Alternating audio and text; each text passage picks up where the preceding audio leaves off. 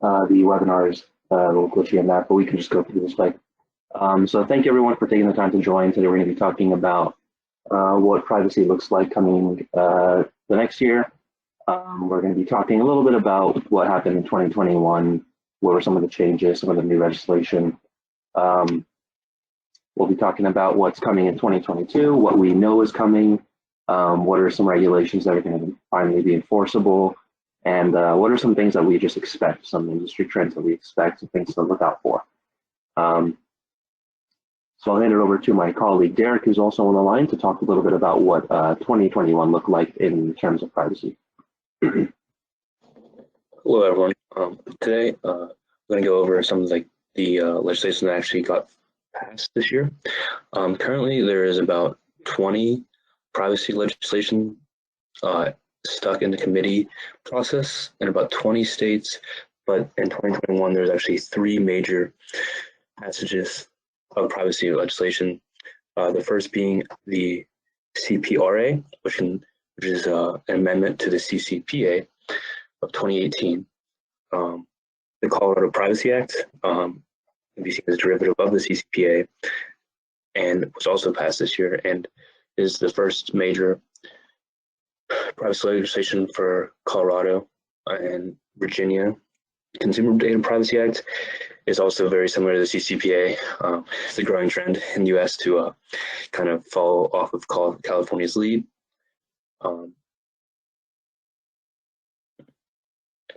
This imitation game actually helps in the compliance realm because it makes similarities between what requirements are needed for each state. So if they continue this trend, it'll actually make it easier for us to comply with privacy regulations.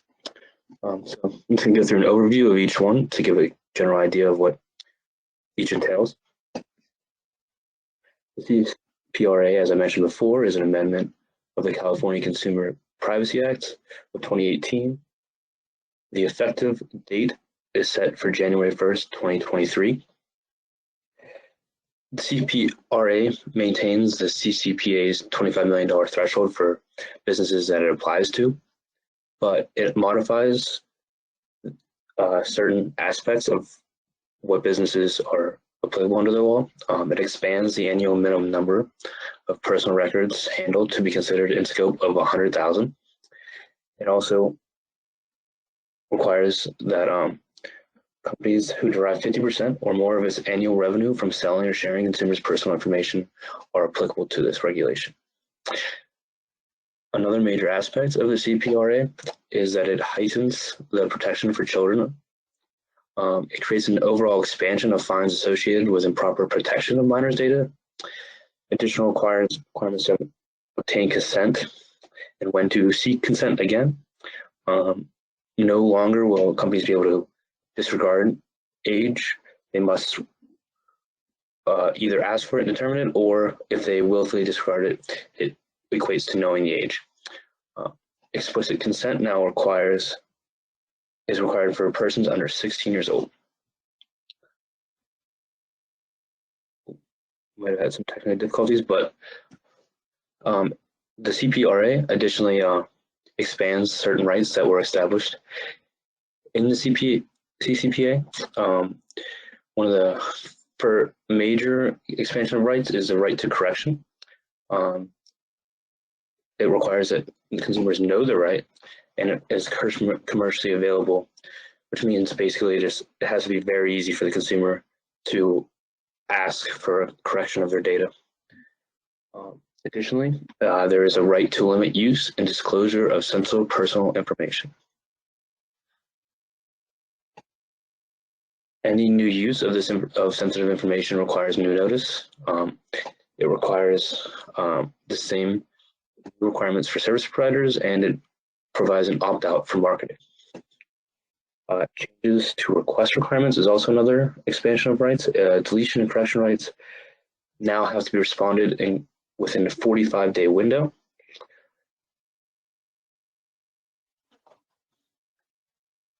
And the last major addition is the California Protection Agency that was created to investigate, enforce, privacy. It has rulemaking powers. More importantly for businesses, this agency will not be required to allow for a 30-day period, and it is able to levy penalties on some policy violations and can be up to $7,500 per violation, which is a 3 times increase from the CCPA. The Colorado Privacy Act was passed on July 7th, 2021, and will become effective July 1st, 2023. It has very similar applicability to businesses. And it also has created new rights for Colorado residents, such as the right to access, the right to correct, and the right to delete the personal information held by organizations subject to the law. It also creates a right of opt-out for the processing of their personal data for purposes of targeted advertising, sale of their personal data, and profiling and furtherance of decisions. It has many similarities to the CCPA, but it also actually, a big difference is that it can apply to nonprofit entities when they meet certain thresholds. And it does not apply to employee or business-to-business data. And it will not provide a private right of action.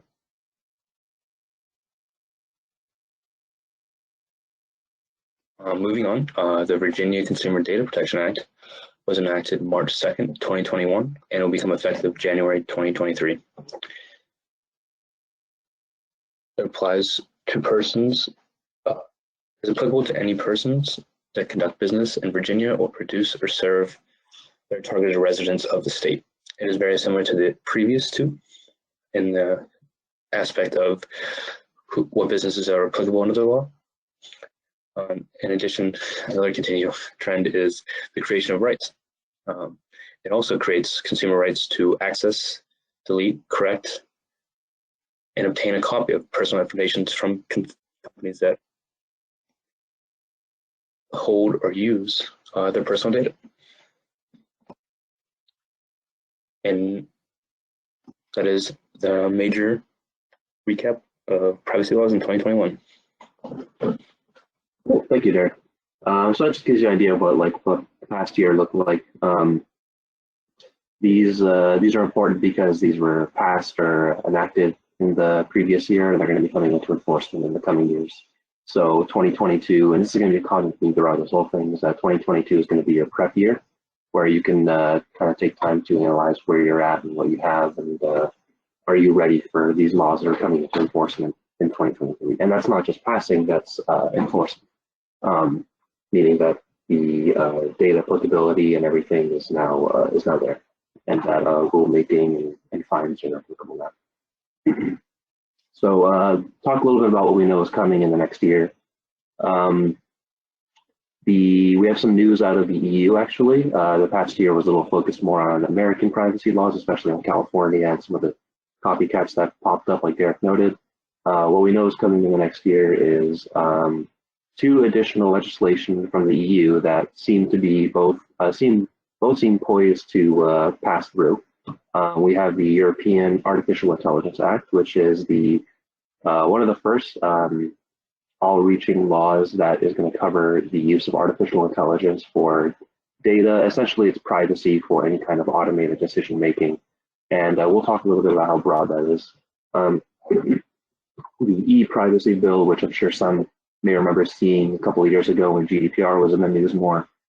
This has kind of been just hanging around in limbo. It's been going back and forth. There's been a lot of debate. I think the Portuguese president or the Portuguese council was making a lot of changes this past session, but they actually have a version that is done, drafted, and that is now under discussion in Parliament, meaning it's another step closer to enforcement.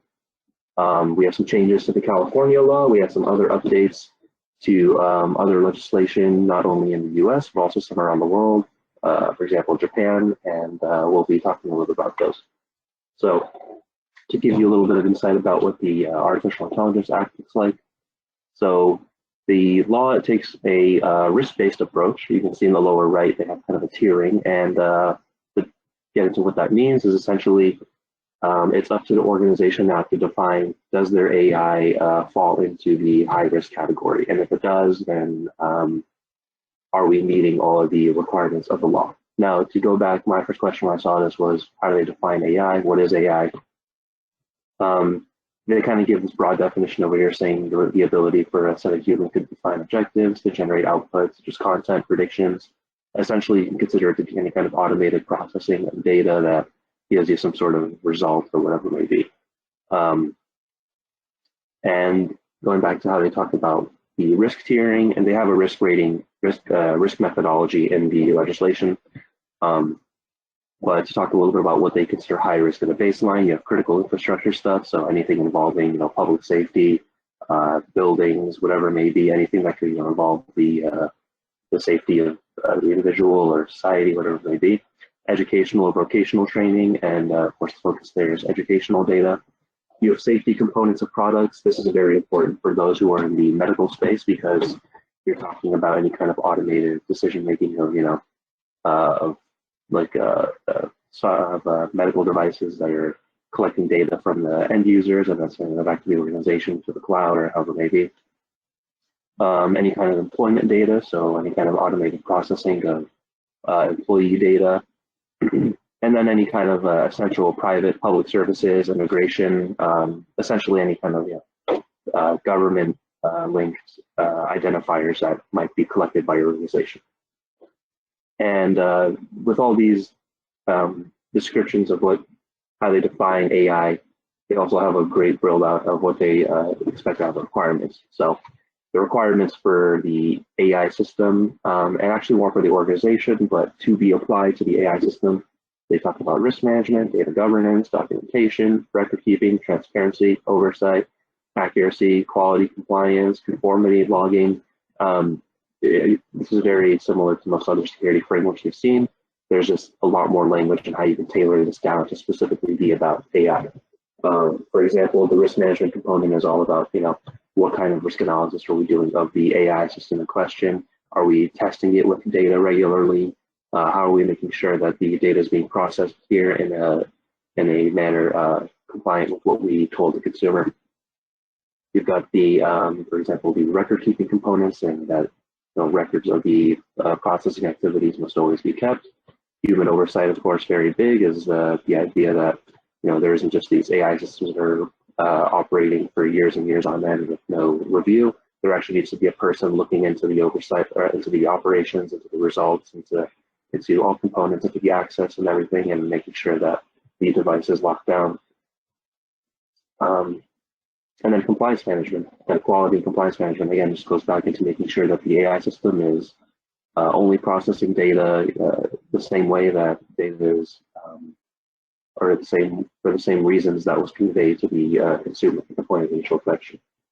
So this is an act that is proposed by the EU Council, and it seems to be poised to pass. It seems to have a lot of support, a lot of public support as well.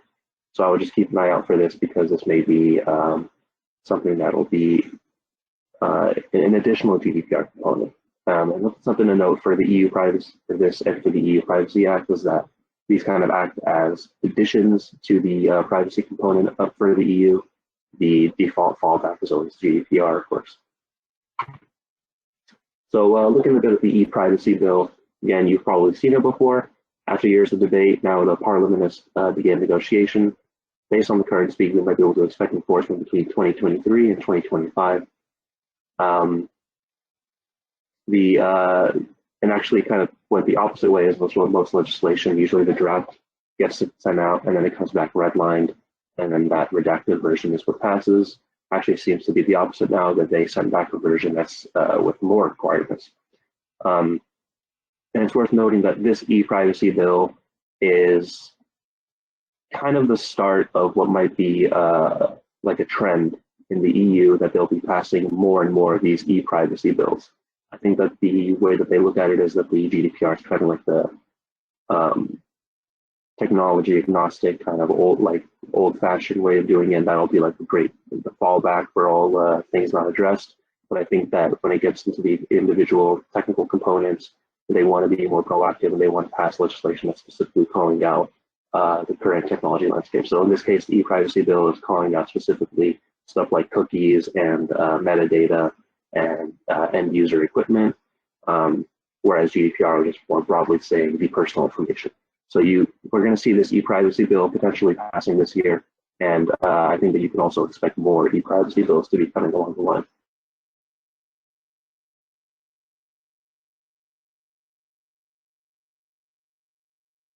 So the scope of the legislation was amended to now include organizations that are outside of the EU, that are, the data is entirely, the infrastructure is entirely outside the EU. But if they market or process to data from EU residents, then they need to comply. So previously it was just, are you actually in the EU? Now it's, do you actually market to any EU residents? And I think it's actually kind of like a public statement by the EU Council that they want to be the ones that are proactive for these sorts of things, for these sorts of privacy legislation, because they're pretty much gatekeeping their 450 million or so EU residents away from American and Chinese markets by telling them that, hey, you need to be meeting our strict data privacy standards. So this is kind of just more, the same way GDPR reshaped the world or reshaped privacy legislation. This is going to be, just the same trend. So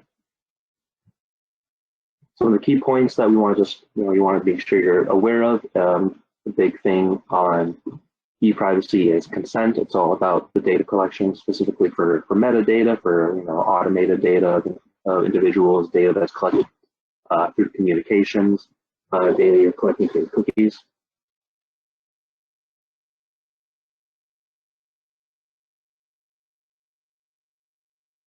Excuse me. Just data you're collecting through cookies. There's updates that it make the idea of a cookie wall, meaning that the service is blocked off until the user consents to all the cookies. They kind of played around with the language there. Now you kind of, can somewhat do that to an extent, but I think that the main thing to keep an eye out here for is that pretty much everybody that is hosting cookies on their public websites is going to need to take a step back, reanalyze everything, and make sure that the consent documentation is all there. That's kind of where the e-privacy bill is going to be a bit of a thorn in everyone's side, is kind of just analyzing those cookies and seeing, to what extent are we complying. And of course, going into the processing of the data itself, once you pick up end user metadata from the terminal or whatever it may be, it's all about documenting the processing of that data, the purposes of processing. Is it in line with the intent of the initial collection? So we could be seeing this e-privacy bill in effect late towards the end of 2022, and we can also see potentially more e-privacy bills popping up that might be focusing more on specific components of data collection. So some updates just overall across the board we saw. So October-ish, I think, Governor Gavin Newsom signed a number of privacy legislation, just amendments, minor things. Some of the stuff we want to focus on. They now have a timeline for the California Privacy Protection Agency, meaning the timeline that the agency needs to notify the Attorney General, and then that's how they're going to be pushing through new laws. And just to give some insight into the protection agency, this is built of trained individuals, of industry leaders. This isn't just legislators. This is I think the current head of the agency is the former FTC technology head, and then there's other private sector technology individuals in this. So I think the point is definitely to make sure that the people spearheading California privacy are at the forefront of the current technological landscape. There's an amendment that now includes genetic data in data breach notification laws, and that's mainly important because that's another thing that's going to broaden that CCPA right of private action that consumers can take against your organization. There's also the Genetic Information Privacy Act, which you just want to be wary of. it's kind of geared towards like the 23andMe type websites, but it certainly could be, the components of it certainly could be applied to health organizations and organizations that collect genetic testing data in the same way that consumer protection acts are applied to data privacy breaches. Looking over on the right side, the Federal Trade Commission has updated their criteria for the protection of information, for information sharing with third parties and outside parties, and also like the oversight and governance of these security programs. So we have updated safeguards, and they kind of do get a lot more privacy-specific domains that seem to be aligning with GDPR and ISO, which is actually beneficial for most of us that are already kind of in that compliance frame. We have some new state laws that we're seeing. I think the big one to focus on is Massachusetts. The CCPA-like specifications, such as the consumer requests and fines. I think that we're just going to be seeing more and more CCPA-like laws come down the line. Additionally, we have Minnesota, North Carolina, Ohio, Pennsylvania. These are active laws, meaning that they're currently sitting in the committee somewhere, sitting in the legislation. And we also have proposed written laws for a number, for, like Derek said, 20-something other states, but these are the ones that are going to be discussed and looked at early of next year and could potentially be our next CCPA. And then down there in the bottom right, the APPI, I think it was the Act on the Protection of Personal Information. That is the legislation governing the Japanese space. So the amendment, which the law is pretty old and it's not, it was a bit antiquated. The amended law definitely has more of the kind of GDPR tone. They expanded on the rights and the rights of action and fines and cross-border transfers. These things have all been revised with the updated APPI. So previously, where you might have been, been able to consider that some of that, the baseline privacy controls of what you're doing for Europe or the US would be sufficient for Japan. It might be worth reconsidering what your stance looks like in terms of compliance over there, because enforcement is coming this year, and you want to make sure that the privacy program that you have is meeting those new Japanese requirements. So soon enforceable. So the stuff that's going to be enforceable this coming year. So we have China's GDPR-like law, which if you're not super familiar with, again, it's just we're talking about that the legislation covers the Chinese space. It's and kind of like the EU Commission, they probably aren't going to be going too easy on the fines. So it's certainly worth doing an analysis of what your compliance program looks like in that regard, because this law is effective and it is definitely a GDPR-like adversary. We have CPRA, as Derek mentioned before. You got 1 year to prepare before enforcement. So consider again 2021, that's your, or 2022, that's your year of enforcement and year of preparation. And then also Virginia, which is going into effect the beginning of 2023. And I want to talk a little bit about CPRA. We have this timeline here.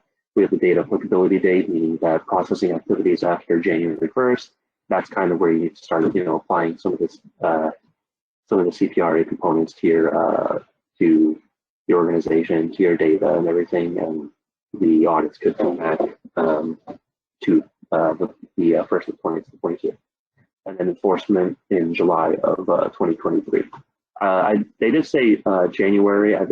That's been floating around. I would say full enforcement is July, though. That's the date that I've been seeing. That seems to be a safer bet. Just a little bit about how CPRA expands and protects consumer rights. We have the, we have an expansion on the right of correction, which is an entirely new right. Any data that's commercially available, now the consumer needs to know their rights as well, meaning that the organization needs to be taking sufficient steps to make sure that the customer not only can exercise their rights, but they know that they have their rights. Usually this just means putting it in your privacy policy, but you want to make sure that it's hitting all the right components. We also have the right to limit use and the disclosure of sensitive personal information. If you might remember, if we had a CPRA webinar a while back. But one of the big components of CPRA is the new definition of sensitive personal information. So that's kind of like another consideration for your data governance program. And there's just been changes to the request requirements. Derek said the 45-day window is now established. There's also some requirements on how to actually be providing the data. We won't go too deep into this. We do have, the full CPRA webinar previously that we can also provide if anybody would like. But I just wanted to give a brief look back at that. And again, just a little bit more. CPRA is just the new data retention limits that was introduced, changes for breach liability, of course, the enforcement agency, and some changes to how fines will be enforced. So all of this is coming into effect beginning of next year. So it's good to take this year to make sure you're prepping. And then some minor changes that you're seeing, maybe seeing. So the contractual clauses that you might have established yourself, or maybe you're using an EU template. But this is essentially about the standard contractual clauses that are used as a ground for data transfers from the EU to third countries. There's going to be a new one coming in, or there actually is a new one, and that you will need to now be transferring over to that new template for data transfers to third countries. And until the 27th of December of 2022, controllers, processors, you can rely on the earlier contracts, but after that, you need to start using the new contracts. And these are just, if you haven't been using them, or if you've been using your own, these are just readily available Google search on the EU Council website. We'll talk a little bit about the agency that will now be enforcing California Privacy Acts. So again, these are board members selected of industry experts. They have the authority to issue rules provided to the Attorney General.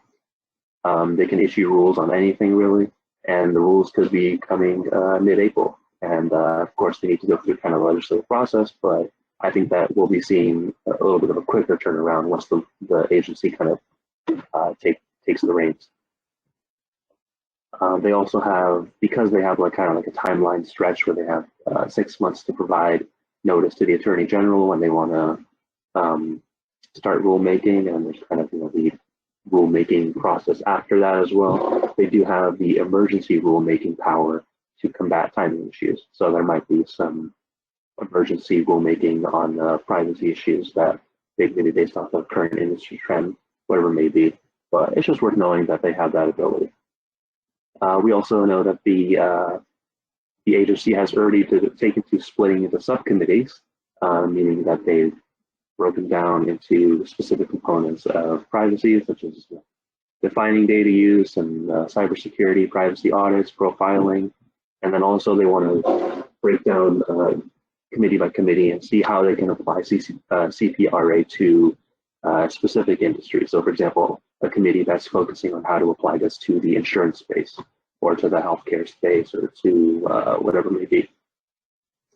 And the big one I think to watch out for is educating the public.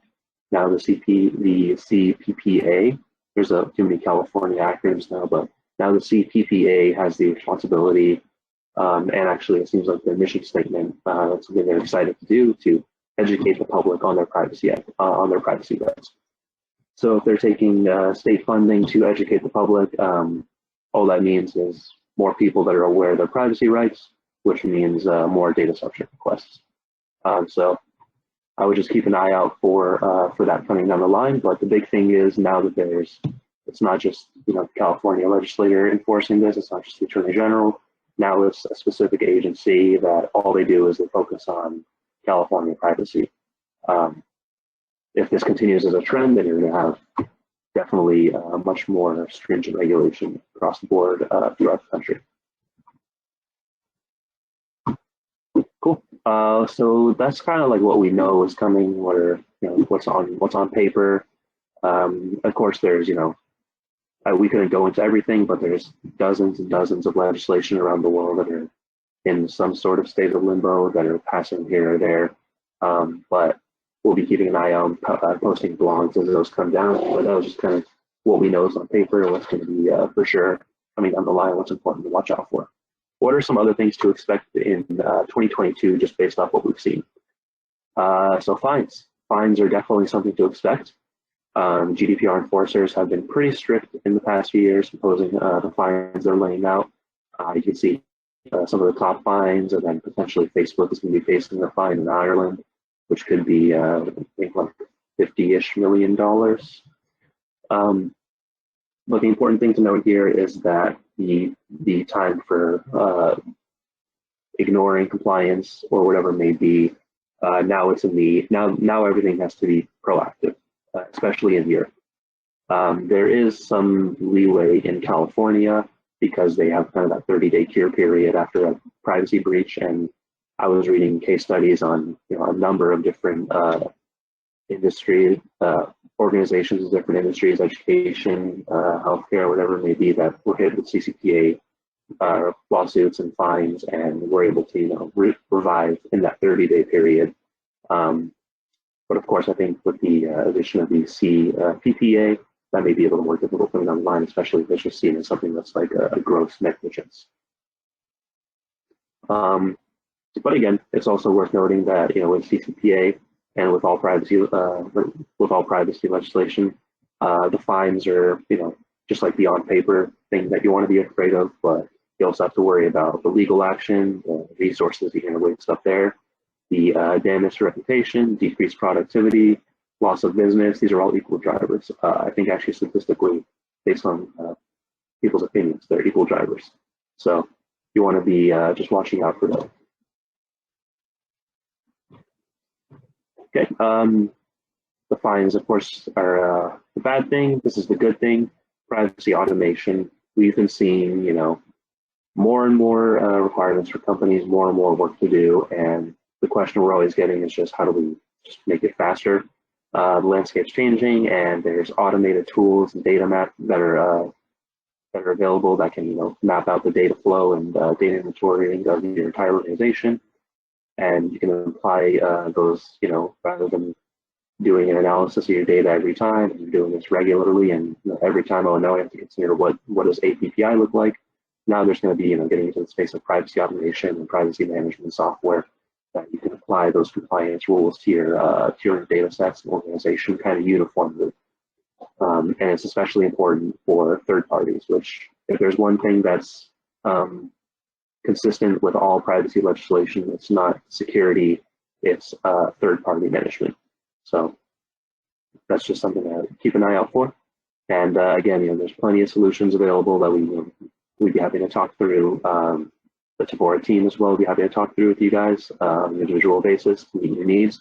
But there's certainly lots available to kind of ease that burden, and not just on the data side, of course, looking at the data subject request side.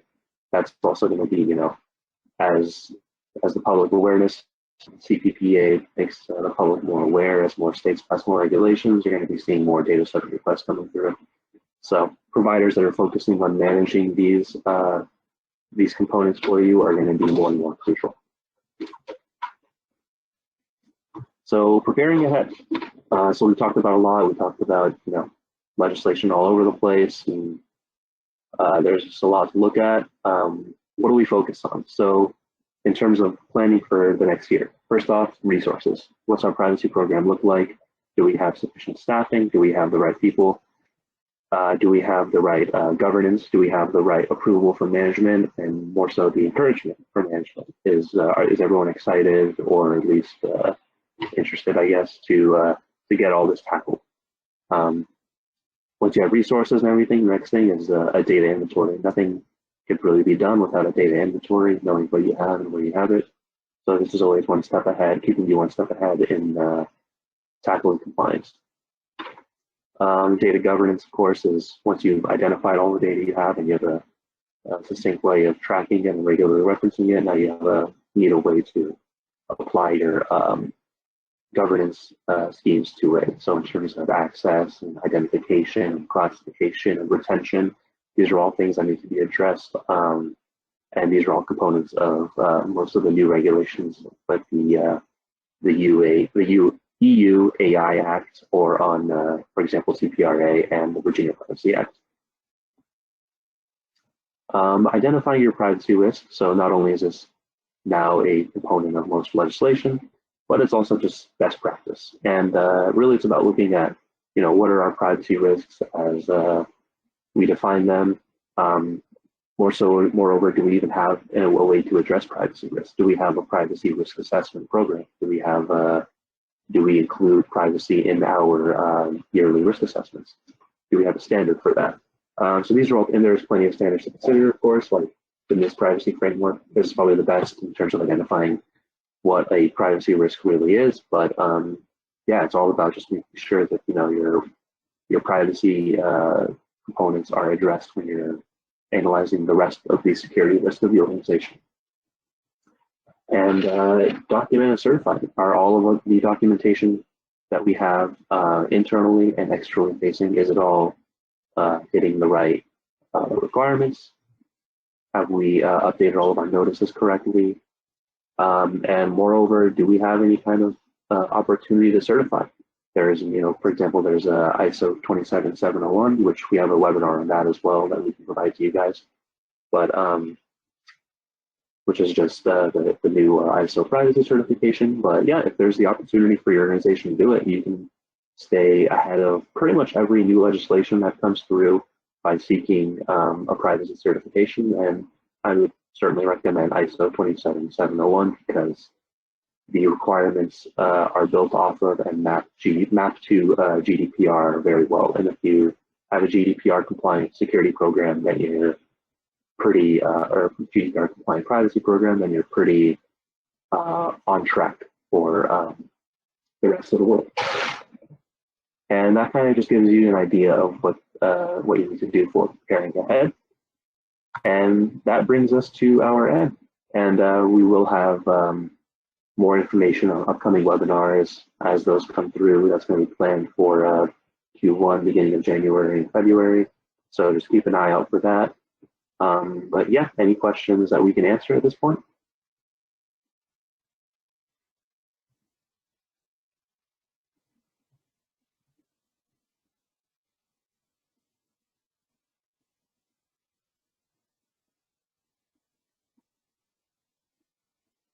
All right, I don't think I'm seeing any questions come in.